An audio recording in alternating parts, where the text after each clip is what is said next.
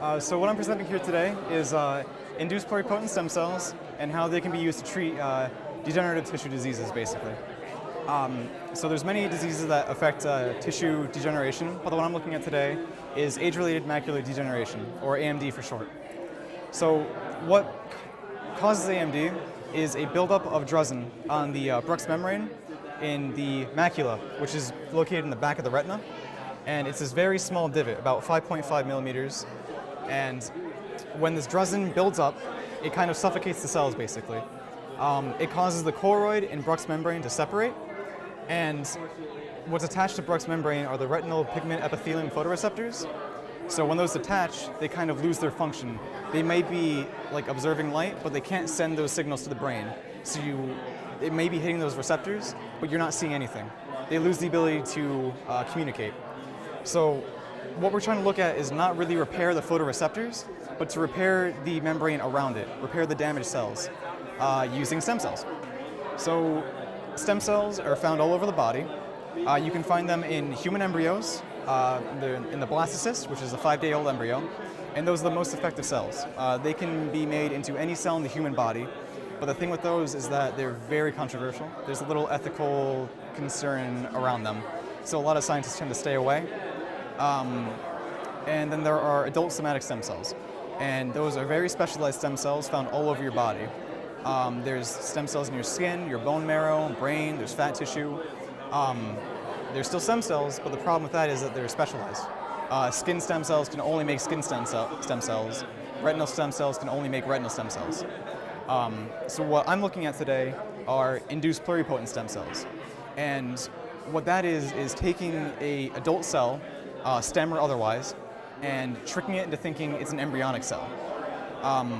So we do this by taking transcription factors such as SOX2, OCT4, and KLF4, and basically introducing it into the cell. Those go inside the cell nucleus and gets to the DNA and rearranges it into a way that it tricks the cell into thinking that it is indeed embryonic. It reverts it into that form, and it maintains the pluripotency of that cell, meaning that it can also change into any stem cell or any cell in the human body. So rather than going into the womb, getting the sample from an embryo, we can get it from any part of your body. So just a little skin sample, fat, we can manipulate it to what we need. So this basically goes hand in hand because we can look at how far along our patients are in this stage of degeneration. And since it's age-related, we can see that in these samples, the blue is the choroid layer and the red is drusen buildup. So as you can see, the younger patients between 31 years and 47 years, there's not that much there. But in 80 and 90, there's a lot. It's very apparent. So we can pinpoint where the degeneration is, where the damage is, and we can take skin cells and form them into healthy working retinal cells and reintroduce them into the eye. So instead of taking all these different surgeries to take the sample to see what's there, to taking the stem cells from the retinas, we can skip about 2 surgeries. Wow, that's awesome. Yeah, so less invasive, we get exactly what we need, and the beauty about it is that the donor is the patient. So when we transplant these cells back into the patient, it's the same genetic material, so there's little to no chance of rejection. So you won't need to put them on immunodepressants for the rest of their lives. They can get this treatment. If it works, they can go about their day. So what we're hoping for is that when we reintroduce these cells back into the retina, we can see over here the cells stained with DAPI, the blue, are the retinal tissue, and the cells stained green are stem cells that have been tracked. So we're trying to look for a positive growth rate in the stem cells that promote reconstruction, that would take the choroid and the Bruch's membrane that is separated and essentially reattach them, giving back function to the retinal pigment photoreceptors. That's what we'd like to do. Yeah. It's very hard to.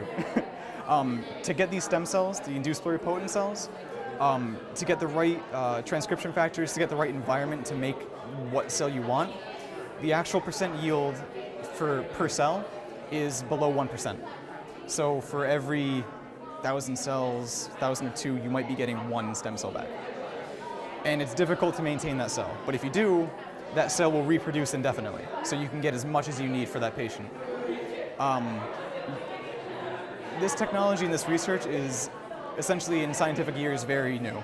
It was discovered by Shinya Yamanaka in 2007, and it's been sort of steadily gaining steam as a treatment option. But the funding and the research just isn't there yet.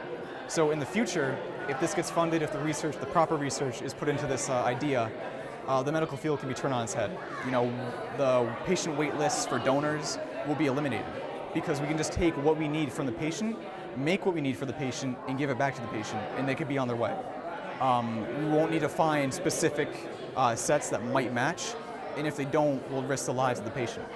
So that'll be eliminated.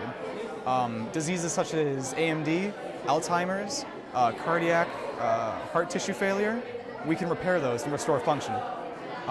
There might be a day where we can regrow entire organs.